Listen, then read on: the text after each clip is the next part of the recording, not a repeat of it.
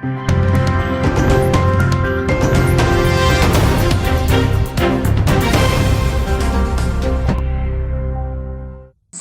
दिवस के अवसर पर आज रविशंकर उत्तर माध्यमिक शाला पर रखा गया कार्यक्रम। जी हां, शहर जनार्देव के रविशंकर शुक्ल उत्तर माध्यमिक शाला पर आज संविधान दिवस के दिन विभिन्न कार्यक्रम आयोजित किए गए। उसी कड़ी पर आज स्कूल प्रांगण पर तहसील विधिका सेवा समिति, सिविल कोर्ट जनार्देव की जिला सत्र न्यायाधीश सोम प्रभा चौहान, सिविल मजिस्ट्रेट राहुल डोंगरे, अधिवक्ता संघ के अध्यक्ष सलीमुद्दीन, अधिवक्ता राजेंद्र शर्मा ने स्कूल प्रांगण पर सर्वप्रथम मां सरस्वती की पूजा कर सभी बच्चों को संविधान के विषय में जानकारी दी। तत्पश्चात छात्र छात्राओं को प्रमाण पत्र देकर सम्मानित किया। इस अवसर पर रविशंकर शुक्ल के शिक्षक, शिक्षिकाएं एवं छात्र छात्राएं उपस्थित रहे। जनार्देव से वीरेंद्र अग्रवाल की रिपोर्ट। हमारे देश में सिर्फ एक ही कानून है, एक ही पुस्तक है, संविधान, और उसी से सब को दंड मिलता है, उसी से सब चीज कानून में कवर होते हैं। पर जब हम जैसे जैसे बड़े होते गए तो फिर समझ में आया।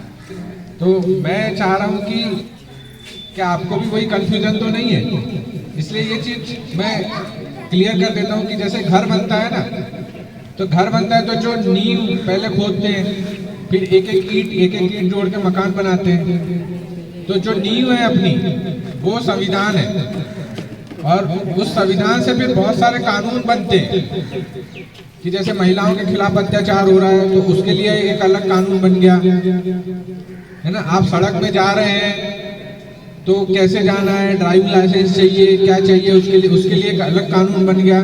तो ये सब कानून अलग अलग बनते हैं, और उसमें ये ध्यान रखा जाता है कि संविधान में जो बातें लिखी है उसका उल्लंघन ना हो।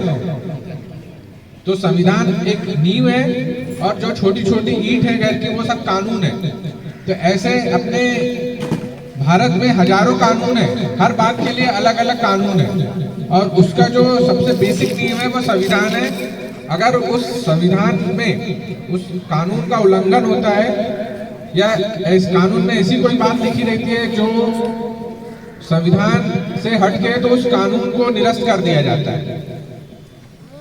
तो यही चीजें जो बचपन में मेरे मन में आई थी, मैं सोचा कि शायद आपके मन में आई हो, इसलिए उसको क्लियर कर देते हैं। दूसरी चीज मैं यहाँ देख रहा हूँ कि शायद 18 साल से कम के भी बच्चे हैं, तो उनके लिए बताना चाहूँगा कि बिना ड्राइविंग लाइसेंस के बिल्कुल भी सफ़र ना करें, बिल्कुल भी गाड़ी ना चलाएं, क्योंकि धोखे से अगर आपसे किसी का एक्सीडेंट हो गया और उसको चोट या उसकी मृत्यु हो गई, तो उसमें जो भी मुआवजा उसको मिलेगा वो पूरा आपसे, आपके पिता से वसूलेंगे। आपसे तो वसूलेंगे नहीं, वो पूरा आपके पिता से वसूलेंगे, और वो 10 लाख, 15 लाख रुपए, 20 लाख रुपए, 40 लाख रुपए, इतना हो सकता है। तो ये चीजें आप ध्यान में रखें कि अगर आपके पास लाइसेंस नहीं है और गाड़ी के दस्तावेज नहीं है, तो बिना ये लिए न चले, और जब 18 के हो जाएं उसके बाद ही गाड़ी